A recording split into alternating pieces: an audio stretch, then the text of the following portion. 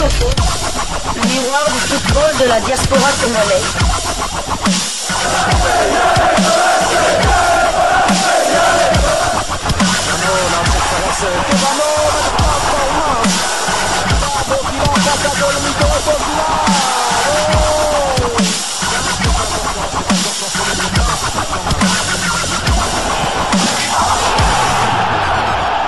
Diasco Foot, le miroir du football de la diaspora.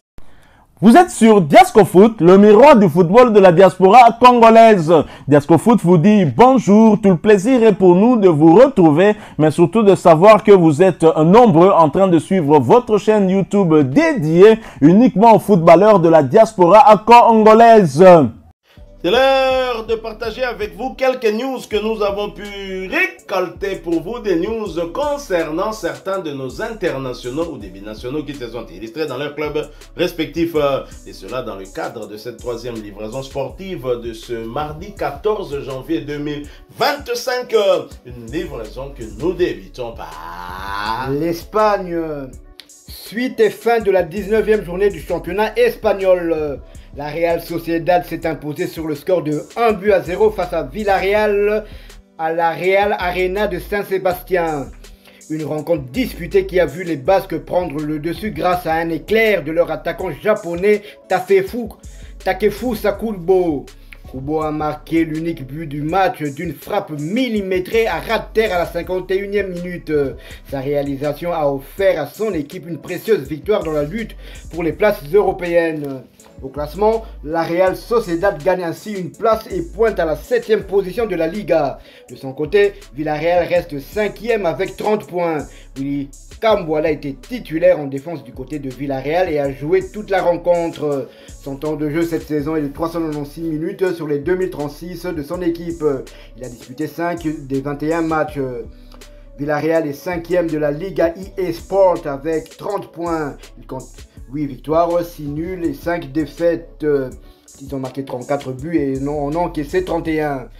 Villarreal accueillera Majorque le lundi 20 janvier dans le cadre de la 20e journée de la Liga eSport. Notons que Willy Camboala, le natif de Kinshasa, est toujours éligible pour évoluer avec les Léopards de la République démocratique du Congo. Nous quittons l'Espagne et Willy Camboala, nous allons cette fois du côté de l'Italie. En Italie où l'on jouait la 20e journée de Serie A, championnat italien de première division. Victoire surprenante de Monza face à la Fiorentina. La Fiorentina est une équipe bien positionnée dans le classement du championnat italien de première division. Une victoire arrachée au bout du bout sur le score de 2-1. Le média SoFoot nous redonne le film de ce match au travers d'un article intitulé « Monza laisse la Fiorentina en panne ». Monza répare de l'avant. C'est une interrogation bien évidemment. Abonné au 2-1 lors de ses 6 derniers matchs, mais les 6 fois contre lui, Monza a remis un peu d'essence dans le moteur en battant une piètre Fiorentina 2-1. La phase allée de la série est désormais terminée pour ces deux clubs et Monza aura gagné 2 fois seulement. La Fio peut quand même se targuer de rester aux places européennes. Elle est 6e ce lundi soir. Toujours dernier, Monza remonte à 6 points du Hellas Vérone 17e. Tout seul, Patrick Siuria avait ouvert le score juste avant la mi-temps. Pour l'heure de jeu, Daniel Maldini, petit-fils, fils et pas encore père 2, a fait parler son pied droit en passant devant Yacine Adli pour reprendre un modèle de centre enroulé de Pedro Pereira. Il n'avait marqué qu'un seul but cette saison. C'était déjà contre la Fiorentina. À 15 minutes de la fin, le match a eu le mérite d'être relancé à cause d'une faute débile de Stefano Turati. L'Italien a donné une belle occasion à Lucas Beltran de relancer le match, mais la Viola avait la tête ailleurs. L'équipe de Raphaël Palladino, ancien entraîneur de Monza, n'a pas gagné depuis plus d'un mois.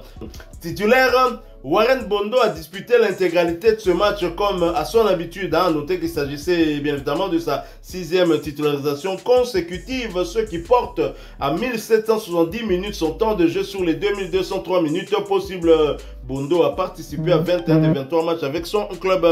Après ce succès, Monza reste dernier avec 13 points, 2 victoires, 7 nuls et 11 défaites, 19 buts inscrits contre 28 encaissés. Prochain rendez-vous, ce sera pour le compte de la 21e journée du même championnat et un déplacement sur le terrain de Bologne le samedi 18 janvier 2025 sous le coup de 15h heure de Kinshasa, 16h heure de Goma. Nous sommes à l'est de la République démocratique du Congo. Nous quittons l'Italie et le continent européen pour l'Afrique et non loin de l'Italie, nous allons du côté de la Tunisie. Victoire 0 but à 1 de Simba SC sur le terrain du CS Sfaxien. Le match disputé dans le cadre de la Coupe des Confédérations de la CAF a été marqué par une prolongation controversée. À la 9e minute, Simba SC a inscrit un but décisif selon une victoire 2 buts à 1 à la 100e minute. Cette action a déclenché de vives protestations du côté du club tunisien, aussi bien sur le terrain qu'en dehors, contestant la légitimité de la décision arbitrale. Les protestations du CS Sfaxien pourraient entraîner des sanctions disciplinaires de la part de la CAF ciblant certains joueurs et membres du staff technique. Parallèlement, les autorités tanzaniennes se concentrent sur l'évaluation des dommages matériels causés par des supporters en colère, notamment au mobilier du stade. Ce duel intense n'a pas seulement laissé des séquelles matérielles. Plusieurs joueurs ont été blessés au cours du match, ajoutant une dimension dramatique à cet affrontement. Les autorités sportives et les clubs impliqués s'efforcent désormais de calmer les tensions et d'assurer un suivi médical aux joueurs concernés. Fabrice Ngoma et Elie Mpazou étaient tous deux titulaires. Si nos Congolais de Simba SC sont en ballottage favorable pour atteindre les quarts de finale de la Coupe de la CAF, ce n'est pas le cas de Likonza et de Mondeko, eux qui sont qualifiés. En effet, l'USM Alger s'est qualifié dimanche dans le groupe C de la Coupe de la CAF en s'imposant 1 but à 2 face aux Botswanais de Rapa United. Ils sont premiers du groupe avec 3 points d'avance sur le second. Les Congolais Kevin Mondeko et Glody Likonza ont joué l'entièreté de la rencontre. Ces deux joueurs, deux internationaux congolais auraient peut-être fait du bien toujours à l'équipe du TP Mazembe qui s'est malheureusement fait éliminer lors de la 5e journée et n'ont toujours pas remporté la moindre rencontre cette saison. Nous quittons le continent africain pour un retour en Europe où l'on va du côté de UK en Angleterre où l'on jouait le 3e tour de la FA Cup. Millwall qui recevait DMR l'a étrié sur le score sans appel de 3 buts à 0. Jafet Tanganga était bien évidemment titulaire du côté de Millwall. Il a par ailleurs disputé l'intégralité de cette rencontre pour sa 8e fois consécutive, ce qui porte à 2207 minutes son temps de jeu sur les 2695 minutes possibles. Tanganga a participé à 23 des 28 matchs avec son club avec à la clé 2 buts inscrits. Et pour rappel, Jafet Tanganga reste éligible pour jouer avec les Léopards de la République démocratique du Congo.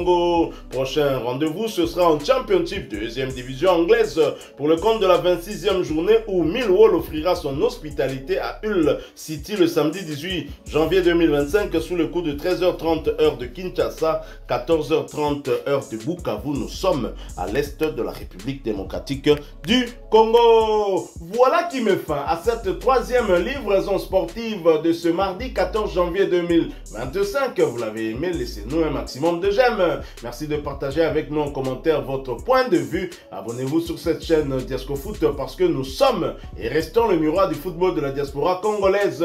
N'oubliez pas d'activer la petite cloche de notification histoire de ne plus rien manquer des prochains sujets que nous allons vous proposer. Encore une fois, merci à vous avec espoir de vous retrouver bientôt dans un autre sujet d'actualité. Mais en attendant, portez-vous bien et Diasco Foot vous dit au revoir. Ouais.